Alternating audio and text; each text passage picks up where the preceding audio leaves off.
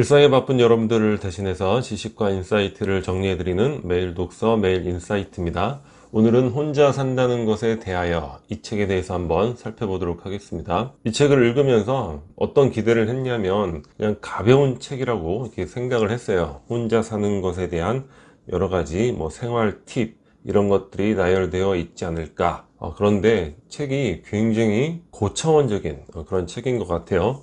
이 저자가 이제 사회학자고 강단에서 강의를 하시는 분이고 구적이고 분석적이고, 그래서 가볍게 들어갔다가 아주 무겁게 고민을 많이 갖게 된 그런 책인데, 책을 전반적으로 요점 정리를 한다거나 이러기는 조금 어려울 것 같아요. 내용도 어렵기도 하고 너무나 다양한 많은 것들, 인생 전반에 대해서 다루기 때문에 힘들 것 같고, 개인적으로 이 책을 읽으면서 1인 가구 생활에 대해서 고민을 해봤는데, 그런 부분에 대해서 얻은 두 가지 인사이트, 그런 부분에 대해서만 간단하게 참고해 보도록 하겠습니다. 첫 번째는 누구나 인생에 한 번은 1인 가구로 산다는 거죠. 저는 개인적으로 1인 가구가 증가한다, 이런 부분을 비혼이 증가한다, 이런 관점으로만 막연히 생각을 한 것 같아요. 결혼을 안 하고 홀로 사니까 1인 가구가 늘어나는 것 아닌가. 그런데 이 책의 내용 그리고 개인적으로 살펴봤더니 1인 가구는 비혼 세대만의 형태가 아니라는 거예요. 전체적으로 이제 통계가 나와 있잖아요. 보면은 20대부터 70대까지 각 세대별로 1인 가구 비율이 15%, 16% 거의 대동소이합니다. 그러니까 20대에 취업을 위해서 대도시로 나간다거나 이런 형태의 1인 가구가 있을 수 있고, 30, 40대에 비혼 선택이 있을 수 있고, 또 이혼으로 인한 1인 가구, 40대, 50대, 60대 이후에는 또 사별로 인한 1인 가구가 굉장히 많다는 거죠. 그러니까 우리가 의도하지 않아서 1인 가구를 피할 수는 있죠. 결혼을 해서 1인 가구를 피할 수도 있고, 이혼을 안 해서 1인 가구를 피할 수도 있지만, 사별이라는 경우는 우리가 피할 수가 없는 거잖아요. 그리고 과거처럼 자녀가 많지 않기 때문에 자녀와 함께 거주하는 노년, 이런 것들은 어렵죠. 그런 관점에서 본다면 1인 가구는 누구나 일생에서 한 번은 경험해야 될 그런 가구 형태가 되지 않는가. 지금 이 시대는 그렇지 않은가, 그런 생각을 해보게 됐습니다. 그리고 1인 가구가 지금 시작에 불과하다, 이런 생각도 해봤어요. 국가별 통계를 보니까 스웨덴이 1인 가구 비율이 가장 높아요. 스칸디나비아 반도, 우리가 어떤 문명적 관점에서 사실 가장 문명화된 나라로 삼는, 그러니까 여러 가지 기준이 있겠지만 인본적인 형태에 있어서 가장 문명화된 그런 상태를 스칸디나비아 반도 국가들에서 찾는데, 그중 스웨덴이 거의 60% 가까이가 1인 가구입니다. 이거는 10명이 만나면 그 중에 6명이 1인 가구란 얘기예요. 그리고 독일, 프랑스가 이제 40%대가 되는데, 우리나라는 34% 정도 되는 것 같아요. 2021년 통계가. 근데 중요한 게 2016년이 27%였다는 거예요. 그러니까 다른 많은 모든 형태에서 그렇듯이 우리가 어떤 변화를 보이면 그 변화의 속도는 엄청나게 빠르잖아요. 지금 34%인데 스웨덴이 60%다. 우리도 그런 형태로 아주 빠르게 1인 가구가 더 늘어날 수도 있지 않을까, 그런 생각을 해보게 되는 거죠.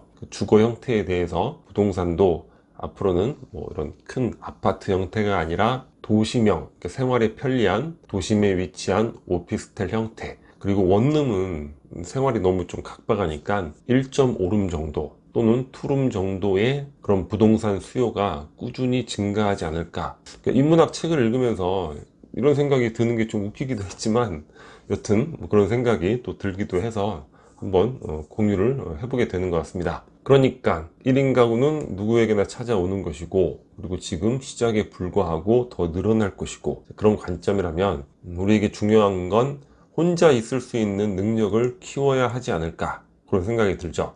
그러니까 혼자 즐거움을 찾을 수 있는 자신만의 파라다이스, 무언가에 몰입해서 그거를 즐길 수 있는 그런 능력을 말하게 되는 거죠.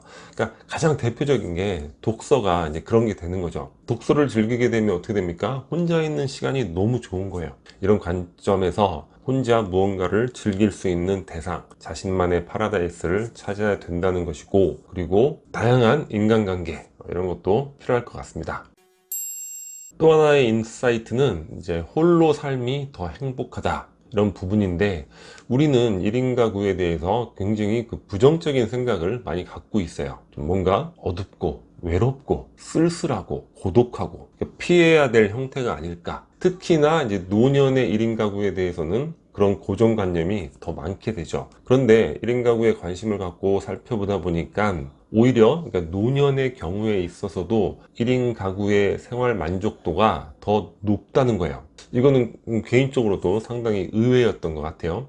보통은 이제 관계가 우리 인간의 안정과 평화, 행복의 가장 중요한 요소라고 생각을 하잖아요. 자, 그럼 반대로 가장 낮은 만족도는 무엇인가? 그러니까 여러 가구 형태가 있는데 가장 높은 게 1인 가구 만족도, 이제 가장 낮은 게 2인 가구였다는 거예요. 어떤 형태의 2인 가구냐면 부부 또는 부모 1인, 자녀 1인 이렇게 된 2인 가구. 자, 부부 2인 가구의 경우 어떤 경우에 가장 불행하냐면 그전에는 자녀를 부양한다는 이런 공동 목표가 있는 거예요. 그러니까 모든 다른 불만이나 이런 것들을 유보시킬 수 있는 거죠. 근데 자녀가 출가한 경우, 자녀 부양이 다 끝난 경우, 그러니까 공동 목표가 사라지죠. 그리고 기존에 원래 애정도 없었던 거예요.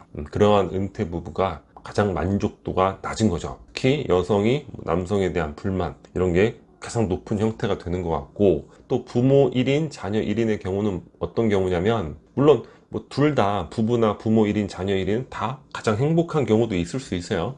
근데 평균적인 경우에 왜 만족도가 떨어지냐면, 자, 자녀 1인이 이제 성년이 됐는데도 불구하고 부모 1인이 자녀에 대한 뒷바라지 의무를 벗어나지 못한 거야. 그러니까 이 노부모가 굉장한 그 스트레스를 갖게 되겠죠. 이런 경우가 가장 만족도가 낮은 형태라는 것 참고해 볼 수 있을 것 같고, 자, 그럼 가장 이상적인 가구는 무엇인가? 그러니까 여튼 혼자는 외롭고 여럿은 피곤한데, 이 두 가지의 단점을 각각 보완할 수 있는 게 뭐냐면 이상적 2인 가구라는 거예요. 2인 가구는 혼자는 외롭고 외로움을 덜 수 있죠. 그런데 어떤 2인 가구냐면 얽혀있는 둘이 아니라 혼자 독립적 생활을 할 수 있는 혼자만의 둘이 한 지붕 아래에서 함께 생활하는 경우, 이 경우를 이상적 2인 가구, 그러니까 여럿은 피곤하다, 서로 삶이 너무 얽혀 있으니까 서로에 대한 요구 이런 게 많으니까 피로해지고, 서로 이제 누가 덕받는가 막 셈을 하면서 불화가 쌓이게 되고, 이런 경우가 많잖아요. 그러니까 이런 개념을 한번 생각해 볼 여지는 있을 것 같아요. 앞으로의 인간의 삶에 있어서